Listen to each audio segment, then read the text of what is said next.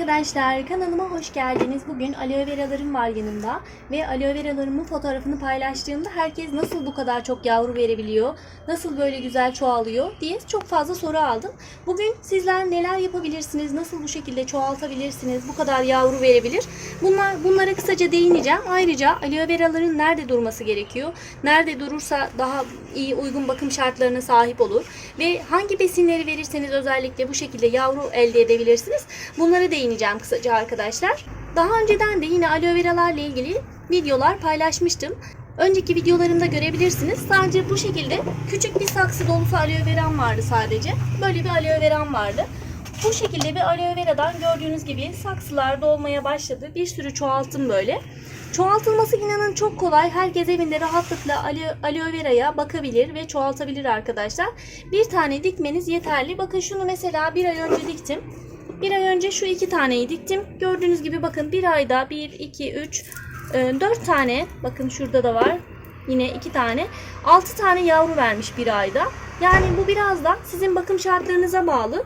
Aloe veraya hangi besinleri uyguluyorum? Kısaca ona da değinmek istiyorum. Özellikle sarımsak suyu veriyorum arkadaşlar. Sarımsak veya sarımsakların kabuğu da dahil olmak üzere böyle bir kavanoza hazırlıyorum ve bunu sadece aloe veralarıma veriyorum. Bunu tabii ki diğer çiçeklerinize de verebilirsiniz ama aloe vera'nın özellikle bol yavru vermesinde de oldukça etkili. Bol yavru vermesini sağlıyor. Bu şekilde bakın görmüş olduğunuz sarımsaklardan 1 veya 2 diş sarımsağı doğruyorum. Kavanozun içerisine koyuyorum. Kabuklarını da karıştırıyorum. Kabukları da oldukça faydalı arkadaşlar. Kabuklarını da atmayın. Bu şekilde kavanozun içerisinde 3 gün kadar bekletmeniz yeterli. 3 gün beklettikten sonra bu suyu çiçeklerinize bu şekilde az az verebilirsiniz. Yapraklarına çok fazla değdirmemeye çalışın. Yani dal kısımlarına çok fazla değdirmemeye çalışın arkadaşlar. Çünkü eğer fazla bekletirseniz asit derecesi yüksek olduğu için bitkilerinizin yanmasına sebep olabilir. Bir de şunu söyleyeyim, özellikle bir haftadan daha fazla bekletmeyin. Verirken de az az verin, çok fazla vermeyin. Bir anda çok fazla verirseniz yine yanmasına sebep olabilir. Oldukça etkili ve güzel bir besin arkadaşlar. Hepsini verip bitirdikten sonra bunun içerisine bir kez daha su karıştırıp bir hafta yine tekrardan bekletebilirsiniz. Yani kullanmış olduğunuz sarımsakları 2 defa üst üste su ekleyerek kullanabilirsiniz.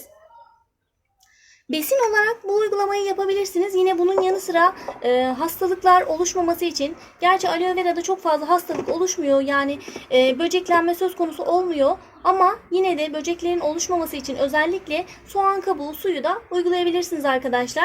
Soğan kabuğu suyunu nasıl uygulayacağınızla ilgili de yine kanalımda videolar mevcut.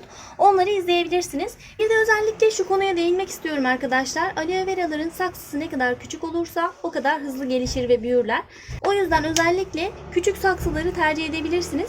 Büyük saksı dahi kullanacaksanız, bakın şunun mesela saksısı büyük ama bunun içerisinde zaten çok fazla yavru var. Çok fazla, yani aloe veralar genel olarak sıkışık yerleri severler. Dar ve sıkışık alanları severler. O yüzden yani küçük saksı kullanırsanız sizin için daha avantajlı olur. Büyük saksıda kullanıyorsanız çoğaltırken mesela iyice sulayın. Suladıktan sonra çoğaltmak istediğinizde bu kökü mesela çekerseniz, büyük olanı çekersiniz. Küçükler yine büyümeye başlar. Anaç olanları çekip büyük saksıları ayırarak anaç olanlardan tekrardan yavrular elde edebilirsiniz. Özellikle dikmiş olduğunuz bitkiler, yani anaç bitkilerse onlar daha hızlı yavru verir. Yani daha dikmiş olduğunuz bitki bu şekilde küçük bir bitki ise yavru vermesi biraz daha geç olur. Ama anaç olan, daha iri olan bir bitki daha hızlı ve daha çok yavru verir. Bu yüzden ben bu şekilde küçük saksılara dikerek çoğaltıyorum. Yani bu büyük saksıdan alıyorum, küçük saksılara dikerek bunları sürekli çoğaltıyorum ve böylelikle daha çok yavru elde ediyorum. Bir de özellikle şu konuya değinmek istiyorum arkadaşlar. Aloe veraları güneş alan bir yere koymamanız gerekiyor. Bakın çok fazla güneş aldığında bu şekilde yapraklarda bir kırmızılaşma meydana gelir. Ama bu aslında bitkinize bir zarar teşkil etmez. Daha sonra gölge yeri aldığınızda yine normal yeşil haline dönecektir. Herhangi bir zararı olmaz. Ama gelişimini daha iyi sürdürebilmesi için özellikle daha gölge alanlara koymanız gerekiyor. Burayı özellikle göstermek istiyorum size. Aloe veraların durduğu yer burası arkadaşlar. Aydınlık bir ortam ama güneş almıyor. Direkt güneş almaması gerekiyor ama aydınlık bir ortamda olması gerekiyor. Böylelikle daha hızlı gelişim gösteriyor bitkileriniz. Bir de özellikle şu konuya değinmek istiyorum. Bakın bunun içi oldukça dolu olan bir aloe vera. İçi çok dolu. Bazen aloe veraların içinde böyle sıvısında azalma meydana gelir. İçerisindeki jel kurumaya başlar. Bu genellikle hava sıcaklıklarında çok fazla fark yaşandığında meydana gelir. Yani iklim geçişlerinde özellikle sıcaklık farkının yüksek olduğu zamanlarda genellikle aloe veraların içerisindeki jeller çekilmeye başlayabilir. Çok fazla soğuktan veya çok fazla sıcaktan kaynaklı olarak da olabilir. Bu sizi endişeye düşürmesin. Tekrardan yine normal haline dönecektir. Bir sıkıntı olmaz. Yani yeni çıkan yapraklarda bu durum söz konusu olmaz. Şöyle göstereyim, bakın. Oldukça içerisi jelle dolu, şöyle göstereyim, bakın. Jelle dolu. Bir de şunu göstereyim. Bu koparmış olduğum bu şekilde illa kökünden koparmanız gerekmiyor. Böyle ucundan koparırsanız bu koparmış olduğunuz yerden yine uzamaya devam eder. Çürüme falan söz konusu olmaz.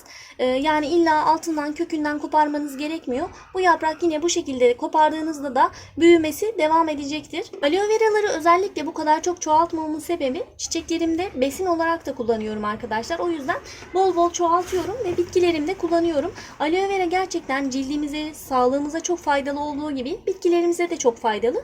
O yüzden aloe veraları siz de elinizden geldiği kadar çoğaltın ve bu şekilde yapraklarını değerlendirip, yani bu dalları değerlendirip bitkilerinizde kullanabilirsiniz. Orkidelerinize verebilirsiniz, diğer çiçeklerinize verebilirsiniz, menekşelerinize, sukulentlerinize, bütün çiçeklerinize aloe vera'nın suyunu verebilirsiniz. Gerçekten müthiş etkili bir bitki besini oluyor. Özellikle içeriğindeki sitokinin hormonu da bitkilerin daha çok yavru vermesine katkıda bulunuyor. O yüzden siz de özellikle aloe veralarınızı bu şekilde bol bol çoğaltıp çiçeklerinize besin takviyesi olarak da kullanabilirsiniz. Aloe vera ile hazırlamış olduğum bitki besini tarifine yukarıdaki linke tıklayarak ulaşabilirsiniz arkadaşlar. Ben aloe verayı birçok çiçeğimde kullanıyorum ve gerçekten çok memnunum. Eminim siz denediğinizde siz de memnun kalacaksınız. Son olarak değinmek istediğim konu aloe veraların sulanma konusu arkadaşlar. Sulanma konusuyla ilgili, ne kadar su istediğiyle ilgili şu an size net olarak bir şey söyleyemem. Çünkü bu bulunduğunuz yerin iklim koşullarına göre farklılık gösterir. Ben genel olarak elimi toprağa dokunduruyorum. Mesela bakın şu an toprak nemli durumda. Toprak nemli ise sulama yapmıyorum. Toprak nemli değilse, kurumaya yüz tutmuşsa sulama yapıyorum. Genel olarak aloe veralar diğer çiçekler gibi değil. Biraz daha suyu az istiyor. O yüzden çok sık sulamanıza gerek yok arkadaşlar. Çok fazla suladığınızda özellikle alt kısımlarda çürümeler meydana gelebilir. Çok fazla su vermeyin. Bir de özellikle çok fazla güneş almayan gölgelik alanlarda bulundurmanızı tavsiye ederim.